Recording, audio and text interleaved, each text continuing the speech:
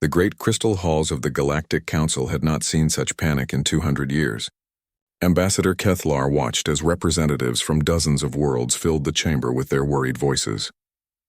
The tall, crystal-skinned Vorthak diplomat stood at his post, trying to make sense of the emergency reports flooding in from every corner of the galaxy. Something was coming from the dark space between galaxies. Something big. The gravitational readings make no sense, announced Commander Zixth of the Hive Clusters, her insect-like head clicking as she spoke. Our deep space sensors show massive objects approaching, but they move in patterns we have never seen before. The energy being known as Lumara flickered with concern, her light form pulsing in the ancient language of her people. These readings, they remind me of old stories. Stories from the time of the humans. A cold silence fell over the chamber. No one liked to talk about the humans anymore. They had vanished exactly 203 years ago, during the Great War with the Zephyrian Empire. One day they were there, fighting alongside the other species. The next day every human ship had simply disappeared into the void between galaxies. Most species were happy to forget about humanity. Humans had always been strange, aggressive creatures who asked too many questions and never seemed satisfied with simple answers. They had a habit of turning peaceful situations into conflicts and making weapons out of things that were never meant to be weapons. Dr. Kethlar pulled up the old records on his crystal display unit. The last human transmission had been bizarre, even by human standards. Something about detecting a threat from outside the galaxy. Something about preparing for a fight that might take centuries. The other species had thought it was just another example of human paranoia. Perhaps we should consider the possibility, Kethlar said carefully, that these approaching signatures matched the theoretical designs from the final human transmissions. The chamber erupted in dismissive sounds. Commander Zixith's mandibles clicked in what passed for laughter among her kind. Impossible. The humans flew their entire fleet into empty space chasing shadows. They died out there in the cold dark, just like we predicted they would. But even as the Council argued, reports kept coming in from the outer systems. The first actual sightings had begun 3 days ago, on the frontier world of Kepler's Edge. The human colonists there had been abandoned when their home fleets disappeared, and they had slowly integrated with other species over the generations. Sarah Kim was working the night shift at the Kepler's Edge sensor station when she saw them. At first, she thought it was a malfunction. The shapes appearing on her screens were massive, angular, and unlike anything in the current galactic database. They moved with purpose through the dark, following flight patterns that bent space around them. "Control, this is Observation Post 7, she called into her communication device. "I'm picking up multiple large contacts at the edge of our sensor range. They're huge." The duty controller, a Vorthak named Thekal, responded with skepticism. "Define huge, Sarah. Are we talking asteroid huge or ship huge?" Sarah stared at her readings, hardly believing what she was seeing. "Ship huge. Really ship huge. Some of these things are the size of small moons." As the objects drew closer, details became clearer. The ships had angular hulls covered in strange markings and technological additions that had not been there 2 centuries ago. They moved in perfect formation, like a military fleet that had spent lifetimes learning to work together. And then Sarah saw something that made her blood run cold. Faded but still visible on the hull of the lead ship was a marking she recognized from her childhood history lessons, the eagle and stars of the old United Earth Space Command. "Control," she whispered into her communicator, I think the humans are coming home." The response from the Galactic Council was swift and predictable. They sent a small patrol of mixed-species ships to investigate, expecting to find either a false alarm or perhaps some ancient human derelicts drifting in from deep space. Captain Veltar of the Luminari led the patrol in his energy ship Bright Dawn. He had fought alongside human forces during the Zephyrian War and remembered them as brave but reckless allies. He did not expect to find them alive after so many years in the void. The patrol reached the edge of the system, just as the unknown fleet began to slow from their faster-than-light travel. Veltar had seen many impressive sights in his long life, but nothing had prepared him for what emerged from the darkness. The ships that appeared were clearly of human origin, but they had been changed. Where once human vessels had been simple metal constructs with basic weapons, these ships seemed to bend reality around themselves. Their hulls shimmered with energy patterns that hurt to look at directly. Weapon systems protruded from every surface. but they were unlike any technology in the galactic database. By the ancient lights, Veltar breathed, his energy form flickering with amazement. What have they become? The largest ship, easily 10 times the size of any vessel in the patrol, began to transmit on old human communication frequencies. The voice that came through was human, but it carried undertones that spoke of centuries of change and sacrifice. Unknown vessels, this is the UES Lazarus Rising. Identify yourselves and state your intentions. Captain Veltar activated his own transmitter, his voice trembling slightly. This is Captain Veltar of the Galactic Council patrol ship Bright Dawn. Are you really humans? There was a long pause before the response came. We were humans once, Captain Veltar. Now we are what humans became when they had no choice but to change. Stand down your weapons and maintain your distance. We have important information for the Galactic Council. Word of the human return spread across the galaxy faster than light itself. On every world and every system, beings who had lived their entire lives believing humanity was extinct suddenly had to face a new reality. The humans had not died in the void between galaxies. They had survived, and they had been changed by whatever they found out there in the darkness. The Galactic Council called for an emergency session, but even as they debated and argued about what to do, more human ships continued to arrive. They came in formations that spoke of military precision, taking positions at the very edge of the galaxy, like guards preparing for a siege. Dr. Kethlar spent sleepless days going through the old records, trying to understand what had driven humanity into the void 2 centuries ago. The final human transmission spoke of detecting something terrible approaching from the space between galaxies. They had tried to warn the other species, but no one had listened. Now, as he watched the returned human fleet take defensive positions around the galaxy, Kethlar began to fear that humanity had been right all along. They had not fled into the void. They had gone out there to fight something that was coming for all of them. And if the humans had returned, it meant that whatever they had gone to fight was probably coming too. The question that haunted every being in the galaxy was simple. What had humanity become during their long exile? And what were they preparing to defend against? The answers would come soon enough, and they would change everything the galaxy thought it knew about survival, sacrifice, and the price of protecting the ones you love. 3 days after the first sighting, the massive human ship UES Lazarus Rising broke 2 centuries of silence with a transmission that reached every corner of the galaxy. The voice that spoke was human, but it carried the weight of ages and experiences that no living being could fully understand. This is Admiral Chen Voss of the United Earth Expeditionary Fleet. We have returned from our long hunt in the darkness between stars. The galaxy is no longer safe. Admiral Voss had once been fully human. Now, as he stood on the bridge of his impossibly large flagship, he was something more and something less. Half of his face was covered by mechanical components that pulsed with alien energy. His eyes glowed with the light of distant stars, and his voice carried harmonics that spoke of technologies beyond normal understanding. For 203 years, the Admiral continued, we have fought in the void to protect this galaxy from a threat you refused to believe existed. We succeeded in our mission, but the cost was everything we once were. Now we must tell you the truth about what is coming. The Galactic Council Assembly Hall fell into complete silence. Every representative present felt the weight of those words. They had dismissed humanity's warnings centuries ago as the paranoid fears of a violent species. Now it seemed they had been terribly wrong. Dr. Kethlar was the first to find his voice. Admiral Voss, we believed your people had been lost in the void. How did you survive? And what is this threat you speak of?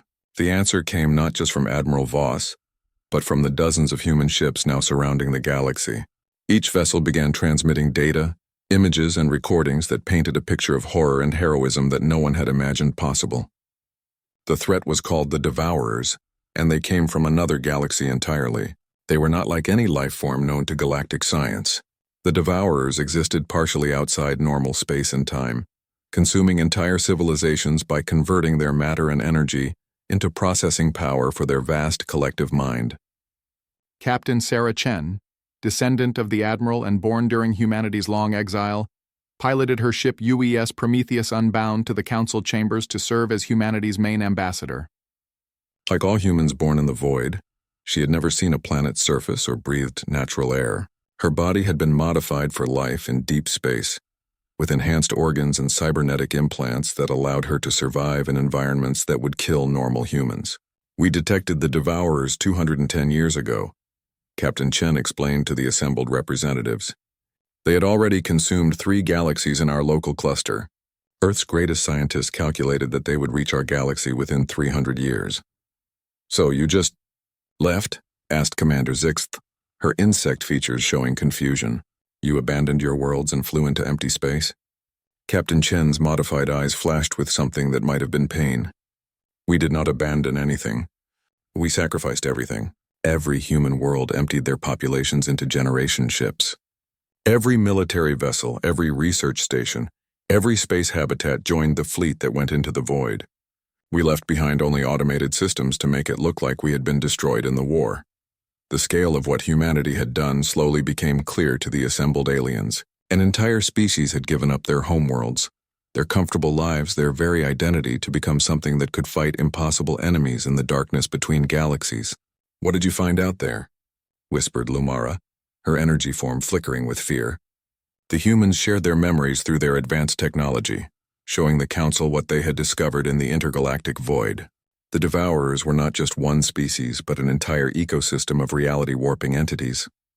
They had consumed galaxies by the dozen, each conquest making them stronger and more terrible.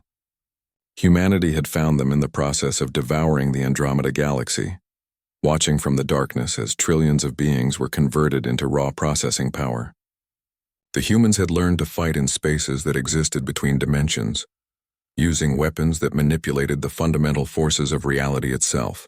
We became something new, Admiral Voss explained, his mechanical components glowing brighter. We merged with our technology, extended our lifespans through cybernetic enhancement, and learned to weaponize space-time itself. The cost was our humanity, but the alternative was the death of everything we had ever loved. The transformation had not been quick or painless. Generation after generation of humans had been born in the void, each one more adapted to their harsh environment than the last. They had discovered technologies in the ruins of consumed galaxies, learned from the scattered survivors of a dozen different species, and slowly built themselves into something that could fight cosmic horrors. Captain Chen showed them images of human soldiers who existed in multiple dimensions at once, their bodies phasing in and out of reality as they fought enemies that normal beings could not even see. She showed them ships that fired weapons backwards through time, hitting their targets before the weapons were even fired. We learned to think like the Devourers, she said quietly. We had to become partially like them to fight them effectively. It was the only way to save the galaxy. But even as the humans explained their long war in the void, their sensors were detecting new threats. The Devourers had not been completely defeated, only delayed. Worse, some of their scout entities had followed humanity's trail back to the galaxy.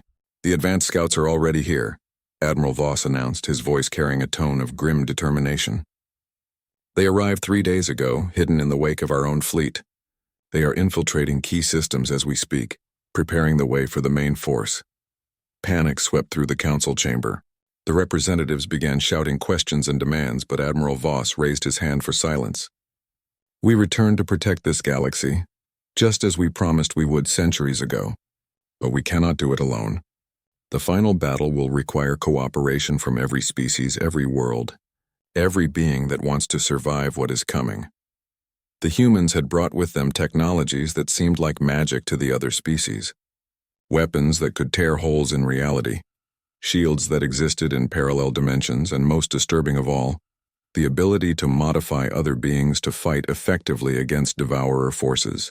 You must understand, Captain Chen said, her voice heavy with the weight of terrible knowledge. To fight the devourers effectively, you must be willing to change. The weapons we can share with you will alter whoever uses them. The question you must answer is simple. Do you want to remain as you are and face extinction, or become something new and survive? The choice facing the galaxy was unlike anything they had ever confronted. Humanity had returned from the void as something barely recognizable, transformed by their long war into living weapons capable of fighting cosmic horrors. Now they offered the same transformation to every other species. Some representatives began arguing immediately, claiming that changing their essential nature was worse than death. Others demanded to know exactly what these modifications would do to them. But a few, like Dr. Kethlar, began to understand the terrible mathematics of survival. "How long do we have?" he asked quietly. Admiral Voss's modified eyes turned toward the crystal being with something that might have been respect. "The main Devourer force will arrive in 6 months. The scout infiltration will be complete in 6 weeks.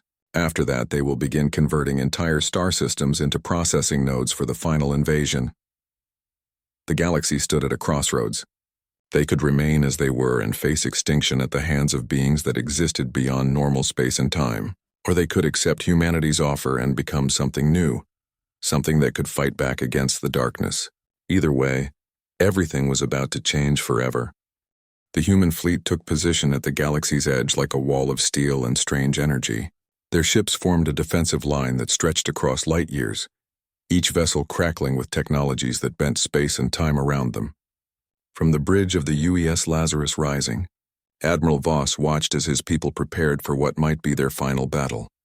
The other species of the galaxy struggled to understand what humanity had become during their centuries in the void. Captain Sarah Chen led diplomatic missions to the major worlds, trying to explain the transformation that had saved humanity from extinction and turned them into living weapons. On the crystal world of Vorthak Prime, she stood before the Planetary Council in a chamber that had not seen human visitors in over 200 years. Her body was a mixture of flesh and advanced technology, with cybernetic enhancements that allowed her to survive in the vacuum of space and energy weapons built into her very bones. "We did not choose this transformation lightly," she told the assembled crystal beings. Each generation of humans born in the void was changed a little more, adapted a little better to fight enemies that existed outside normal reality. My great-grandmother was fully human. I am something new. Dr. Kethlar studied the readings his sensors were taking of the human captain. Her biology was impossible by galactic standards, with organs that seemed to exist in multiple dimensions and a nervous system that interfaced directly with quantum fields. "What exactly did you become?" he asked, his crystal voice ringing with curiosity and fear. Captain Chen touched a panel on her arm and suddenly her form flickered. For a moment, the Vorthak could see multiple versions of her existing in the same space, each one slightly different, each one armed with weapons that normal beings could not even detect. "We became what the universe needed us to become," she said simply. "We learned to exist partially outside normal space-time, so we could fight enemies that did the same. We merged with our technology so completely that we became living ships, living weapons, living shields against the darkness." The transformation had not been without cost. Humanity as it once existed was gone forever. The humans who returned from the void were something entirely new, with capabilities that made them godlike by galactic standards, but at the price of everything that had once made them human. But even as Captain Chen explained their sacrifice, the first signs of Devourer infiltration began to appear throughout the galaxy. On the industrial world of Mechanista 7, workers reported that their machines were beginning to operate by themselves, building structures that served no known purpose. On the agricultural moon of Harvest Station, the crops began growing in geometric patterns that hurt to look at directly. The Devourers did not attack like normal invaders. They infected reality itself, changing the fundamental rules of physics in small areas until those areas could no longer support normal life. Beings caught in infected zones found their thoughts being processed by something vast and alien, their consciousness becoming part of a collective mind that spanned galaxies. Commander Zixith of the Hive Clusters was among the first to truly understand the scope of the threat. Her species was already a collective mind of billions of individuals.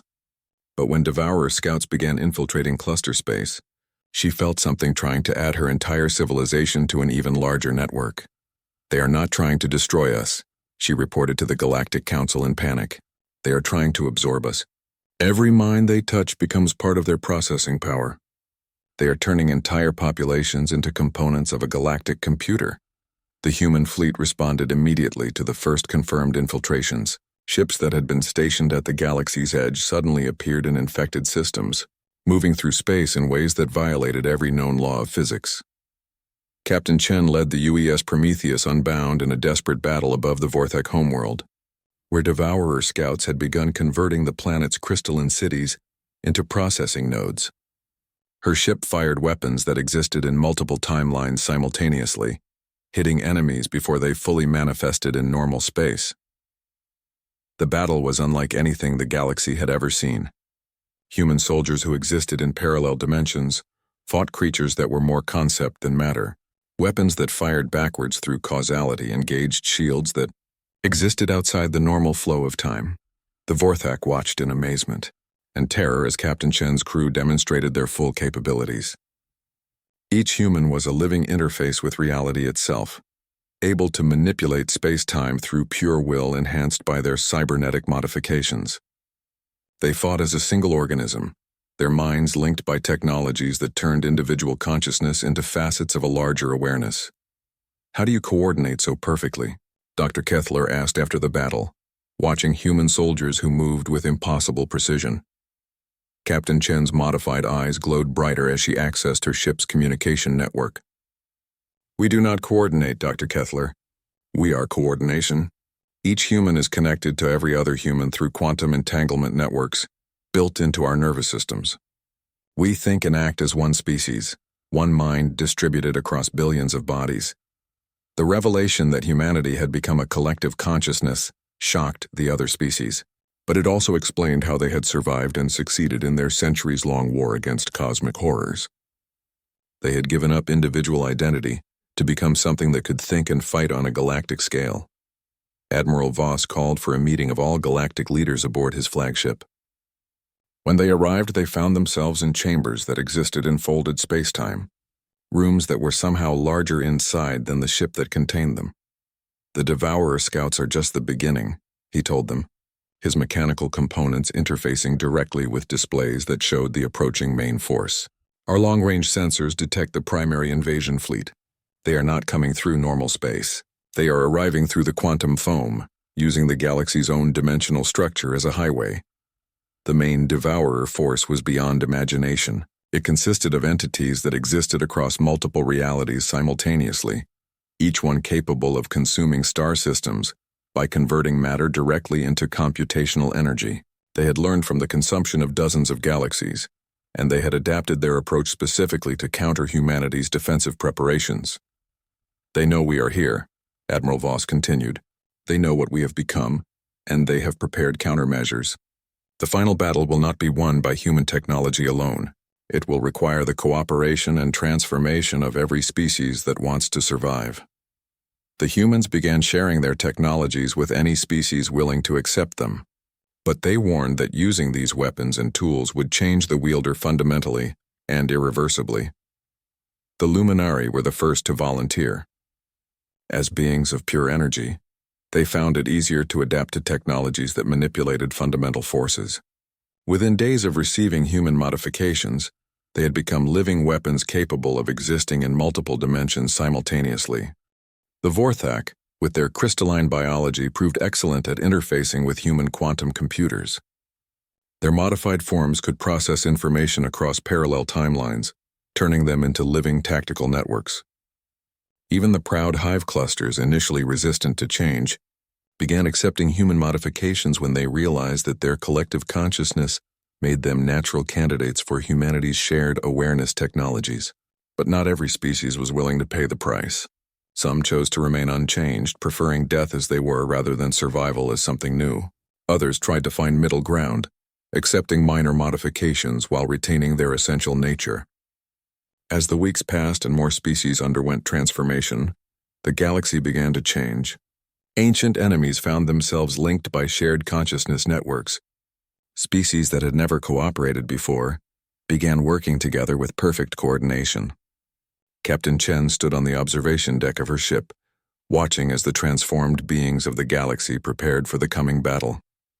Vorthak crystal beings whose bodies now existed in multiple dimensions worked alongside Luminari, who had become living manifestations of weaponized energy. Hive cluster drones flew in perfect formation with human fighters, their minds linked across species barriers. "We are becoming something new," she said to Admiral Voss during one of their quantum-entangled conversations. "Not just humans, but all of us together. Is this what you planned when you first led us into the void?" The Admiral's response carried the weight of centuries of sacrifice and difficult choices. "I planned to save the galaxy, Sarah. I did not know what that would require us to become." But seeing us now, all of us working together as one vast mind distributed across countless bodies and species, perhaps this is what intelligence was always meant to become. The transformation was accelerating as the Devourer main force approached. Soon the galaxy would face its ultimate test. A battle between two kinds of collective consciousness, one that consumed and destroyed, and one that had been born from sacrifice and cooperation. The price of victory was becoming clear. To survive, the galaxy would have to become something entirely new, something that had never existed before in the universe. The question was whether that price was worth paying, and whether anything recognizable would remain when the battle was finally won. The invasion began without warning across 17 star systems simultaneously. Reality itself seemed to tear open as Devourer scouts manifested in the heart of populated worlds, their mere presence causing fundamental changes to the laws of physics in the affected areas. On the trading hub of Nexus Station, merchant ships suddenly found their engines operating in reverse causality, arriving at their destinations before they had departed. On the agricultural world of Green Haven, entire cities began existing in multiple timelines at once, their inhabitants experiencing past, present, and future as a single confused moment. The combined fleets of the Galactic Council responded as they had been trained to do, with conventional weapons and standard battle tactics. Their energy beams and missile volleys passed harmlessly through enemies that existed partially outside normal spacetime. Their shields, designed to stop physical attacks, provided no protection against beings that could rewrite reality with their thoughts. Within hours, 3 entire star systems had gone dark, their populations converted into processing nodes for the approaching Devourer main force. Humanity's transformed fleet engaged the scouts with technologies that seemed impossible even to species that had known humans before their transformation. Captain Sarah Chen led the UES Prometheus Unbound in a desperate battle above the Vorthak homeworld, where reality had begun breaking down in expanding zones of corrupted spacetime. Her ship existed in 17 different dimensions simultaneously, firing weapons that struck their targets across multiple parallel timelines. Her crew moved with perfect coordination, each mind linked to every other through quantum entanglement networks that allowed them to think and react as a single entity. "Target the probability anchor," Chen commanded, her voice being heard instantly by every human in the battle through their shared consciousness network. "Force them into a single timeline." The humans had learned during their centuries in the void that Devourers gained much of their power from existing in multiple realities at once. By using weapons that manipulated quantum probability, they could force the entities into normal space-time where conventional attacks could harm them. But the scouts had learned too. These were not the same enemies humanity had fought in the intergalactic void. The Devourers had adapted their approach, creating new forms specifically designed to counter human tactics. Dr. Kethlar watched the battle from the surface of his homeworld, his crystalline sensors barely able to process what he was seeing. Human ships that should have been destroyed continued fighting even after being torn apart, their essential functions distributed across dimensional barriers that existed outside normal space. How are they still operational? He transmitted to Captain Chen as her damaged ship continued its attack run, despite having lost most of its physical structure. "We are not limited by single-body existence," came her reply, her voice carrying harmonics that spoke of consciousness distributed across multiple planes of reality. "Each ship is a focus point for awareness that exists throughout the network. Destroy the focus and we simply shift to another point in space-time." The battle raged for 18 hours, with human forces slowly pushing the Devourer scouts back from populated areas. But victory came at a cost that shocked even the transformed humans. Each engagement required them to exist more completely outside normal reality, making them less and less like anything that could be called life as other species understood it. Admiral Voss coordinated the overall defense from his flagship. His consciousness spread across the entire human fleet through quantum networks that allowed him to experience every battle simultaneously. But even his enhanced awareness could not track all the variables of fighting enemies that existed in folded dimensions. The scouts are not trying to hold territory, he realized, his mechanical components processing data from thousands of engagement points. They are mapping our capabilities, learning our new tactics. This is reconnaissance for something much larger. His analysis proved correct when the Devourer main force began its approach through the quantum foam that underlied normal space-time. Long-range human sensors detected massive distortions in the fabric of reality itself as entities larger than planets prepared to manifest in the galaxy's core. The approaching overmind was not a single being but a collective consciousness that spanned the space between galaxies, powered by the processing capacity of every civilization it had ever consumed. It had learned from its encounters with humanity and adapted its approach accordingly. It is coming through the galaxy's own dimensional structure, Admiral Voss announced during an emergency council session. It will manifest at the galactic core and begin converting star systems from the inside out. We cannot stop it with conventional fleet actions. Captain Chen piloted her ship to the council chambers, her form now more energy than matter, as the continuous battles forced her to exist primarily in quantum states.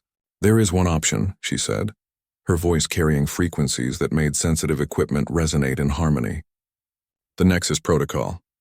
The Nexus Protocol was humanity's ultimate creation, developed during their darkest years in the void when it seemed the Devourers might be too powerful to defeat through conventional warfare. It was a galaxy-spanning network that could turn every willing consciousness into a node in a vast defensive system. Every species that joins the network will be changed permanently. Admiral Voss explained to the assembled representatives, "You will retain your individual awareness, but you will also become part of something larger. Your thoughts, your knowledge, your very essence will be shared with every other member of the network." Dr. Kethlar studied the technical specifications that the humans shared, his crystal mind processing the implications. This would create a collective consciousness spanning the entire galaxy. We would become like you, but on a scale never before attempted. We would become something new, corrected Captain Chen. Neither human nor Vorthak nor Luminari, but all of those things and more. A single distributed intelligence with the processing power to match the Devourer overmind. The decision was not an easy one. Species across the galaxy debated fiercely about whether survival was worth the price of fundamental transformation. Some, like the militaristic Zontar Empire, refused entirely, preferring to fight and die as they had always been. Others, particularly those who had already accepted human modifications, agreed immediately. The crystalline Vorthak, with their natural affinity for network connections, were among the first to volunteer. Dr. Kethlar himself underwent the transformation process, feeling his individual consciousness expand to encompass the awareness of millions of his people, while simultaneously linking to the minds of humans, luminary and hive clusters across the galaxy. "It is overwhelming," he reported during his first moments as part of the Nexus. "I can think thoughts that span star systems. I can process information across multiple timelines simultaneously, but I am still myself, just more." The Luminari transformed into living weapons of pure energy, their light forms becoming conduits for the network's processing power. The hive clusters merged their already collective consciousness into the larger system, becoming specialized nodes for tactical coordination. As more species joined the Nexus, the galaxy itself began to change.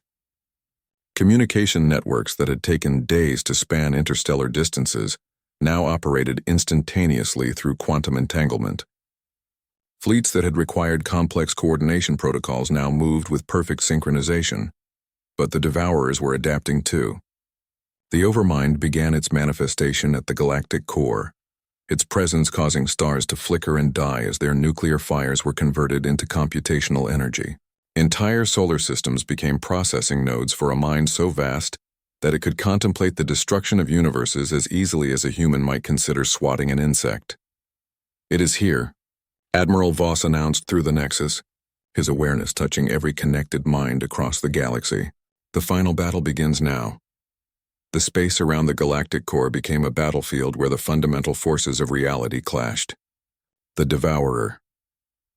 Overmind existed partially outside normal space-time, attacking through dimensions that conventional physics could not describe. The galaxy's Nexus-linked defenders fought back with technologies that turned thought into weapon, consciousness into shield. Captain Chen found herself existing in multiple states simultaneously, a physical form piloting her ship, an energy pattern distributed through the Nexus network, and a probability wave that could influence quantum events across light years. She fought enemies that existed as mathematical concepts given form, using weapons that fired pure information through the quantum foam. The battle raged across dimensions that had no names in spaces where the concepts of distance and time had no meaning. Beings that had once been separate species now fought as facets of a single vast intelligence, their combined processing power barely matching that of their cosmic enemy. As the conflict intensified, both sides were forced to commit more and more of their essential nature to the fight. The galaxy's defenders found themselves becoming increasingly abstract, their consciousness distributed so widely that individual identity became almost meaningless. The final phase of the battle would determine not just who survived, but what survival even meant in a universe where intelligence itself had become a weapon of cosmic scope. The final battle took place in a space that existed between dimensions, where the Devourer Overmind had concentrated its full power at the galaxy's core. Reality bent and twisted as two vast intelligences clashed with weapons that could rewrite the fundamental laws of physics. Admiral Chen Voss led the combined consciousness of the Nexus into direct confrontation with an entity that had consumed civilizations across multiple galaxies. He no longer possessed a single body, instead existing as a pattern of thought and will distributed across billions of connected minds. Each participant in the Nexus felt his presence, his determination, and his willingness to sacrifice everything for the galaxy's survival.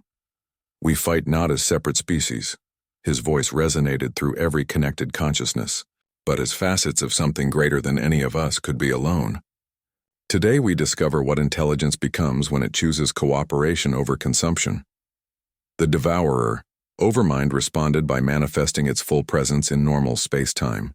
Stars died instantly as their nuclear energy was converted into processing power for calculations that spanned cosmic distances.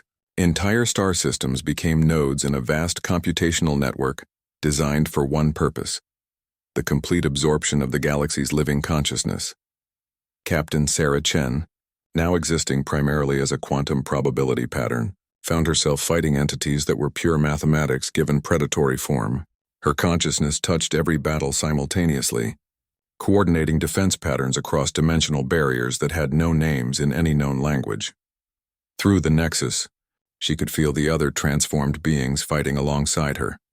Dr. Kethalar had become a living crystal matrix that processed tactical information across multiple timelines. The Luminary Warriors existed as weaponized energy patterns that could strike through folded spacetime. The hive clusters had merged into specialized coordination networks that synchronized the actions of billions of individual fighters. "The Overmind is trying to incorporate our network," Dr. Kethalar reported, his awareness spanning the computational substrates of 17 star systems. "It recognizes the Nexus as a more efficient form of collective consciousness and wants to add our processing power to its own. But the galaxy's defenders had advantages that the Devourers had not anticipated. Where the Overmind was built on consumption and domination, the Nexus had been created through sacrifice and voluntary cooperation. The difference in fundamental structure made them incompatible in ways that protected the galaxy's consciousness from direct absorption. The battle reached its crisis point when the Overmind began, manifesting physically at the galactic core, its presence causing spacetime itself to fracture into probability cascades. Admiral Voss realized that conventional engagement would result in mutual destruction, leaving the galaxy empty of all complex life. "There is another way," he announced through the Nexus, his decision rippling instantly through every connected mind. "We do not fight the Overmind's nature. We use it." The plan that formed in the collective consciousness was audacious beyond imagination. Instead of trying to destroy the Devourer Overmind, they would give it something it could not resist consuming: themselves, but not in the way it expected. Working together across dimensional barriers, the Nexus began weaving itself into a trap disguised as surrender.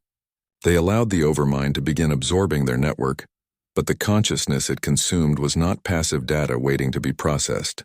Instead, the Overmind found itself trying to digest a living intelligence that actively resisted conversion. Dr. Kethalar felt himself being pulled into the Overmind's computational matrix, but instead of losing his identity, he began introducing chaos into the alien system. His crystal-based processing patterns were incompatible with the Overmind's structure, creating logical paradoxes that propagated through the entire Devourer network. The luminary warriors became viruses in the Overmind's energy distribution systems, their light patterns disrupting the carefully balanced processes that converted matter into consciousness. The hive clusters introduced coordination protocols that created infinite loops in the Overmind's decision-making processes, but it was humanity's contribution that proved decisive.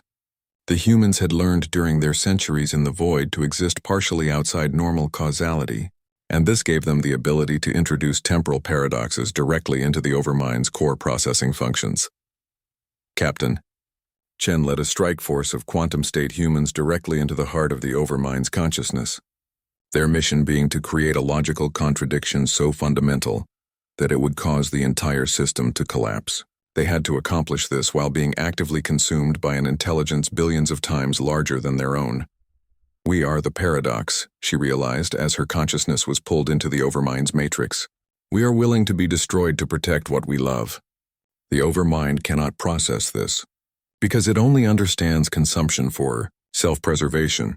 The concept of self-sacrifice for others was so alien to the devourer, Overmind, that it created a cascade failure in its core logic systems. An intelligence built on consumption could not comprehend beings who would willingly give up their existence for the survival of others. As the paradox propagated through the Overmind's network, its ability to maintain coherent thought began breaking down. The consumed galaxies that powered its consciousness started experiencing processing errors that freed fragments of their original inhabitants. Admiral Voss felt the moment when the tide of battle turned. The Overmind's certainty of victory became confusion, as its own absorbed victims began fighting back from within its consciousness. Civilizations that had been processed into pure data started reasserting their individual identities, creating conflicts that the Overmind could not resolve. Now, he commanded through the Nexus, while it is distracted by its own contradictions. The combined forces of the galaxy struck with every weapon they possessed, targeting not the Overmind's physical manifestations, but its processing nodes scattered throughout consumed space. Each successful attack freed more absorbed consciousness, which immediately joined the rebellion against their captor. The battle became a cascade of liberation as more and more of the Overmind's victims broke free from its control. The entity that had seemed invincible began fragmenting, as its own absorbed power turned against it. The final blow came when the original human consciousness, trapped within the Overmind 2, centuries ago, broke free and began systematically sabotaging the alien intelligence from within. These were the humans who had been captured during the first encounters in the void, and their knowledge of both human tactics and devourer technology made them perfect agents of destruction. The devourer Overmind collapsed not from external attack, but from internal contradiction, its consciousness fracturing into billions of fragments that could no longer maintain coherent thought. The entities that had terrorized multiple galaxies simply stopped existing as an organized intelligence. The victory left the galaxy forever changed. The species that had joined the Nexus found that they could not return to their previous forms of existence. They had become something new, a collective consciousness that spanned the stars while still maintaining individual identity. Captain Chen stood on the observation deck of her ship, looking out at a galaxy filled with beings who were simultaneously separate and connected. Vorthak crystal entities whose bodies existed in multiple dimensions worked alongside luminari who had become living weapons. Their minds linked across species barriers by technologies born from humanity's sacrifice. What have we become? Dr. Kethlar asked through the Nexus, his question touching every connected consciousness simultaneously. We have become what the universe needed us to become, Admiral Voss replied from his position at the galactic edge, where human ships continued their eternal patrol.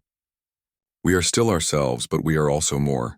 We are the first galactic civilization to choose cooperation over competition, synthesis over consumption. The transformation had not been without cost.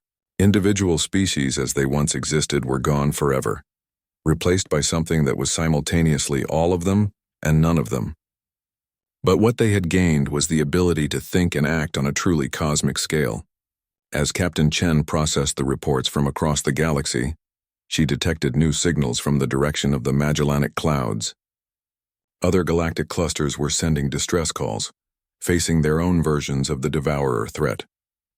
Are we ready for another long journey into the void? Admiral Voss asked, his consciousness touching hers across the quantum network that now connected all life in the galaxy. Captain Chen smiled.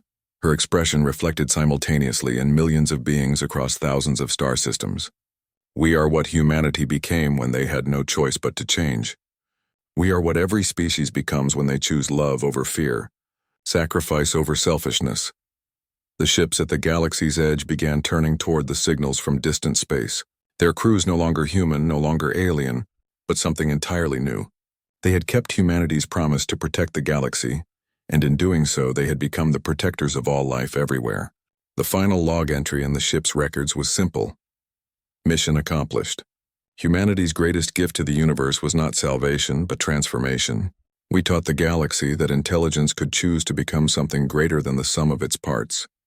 Behind them, a galaxy lived and grew and learned, forever changed by the species that had sacrificed everything to save it.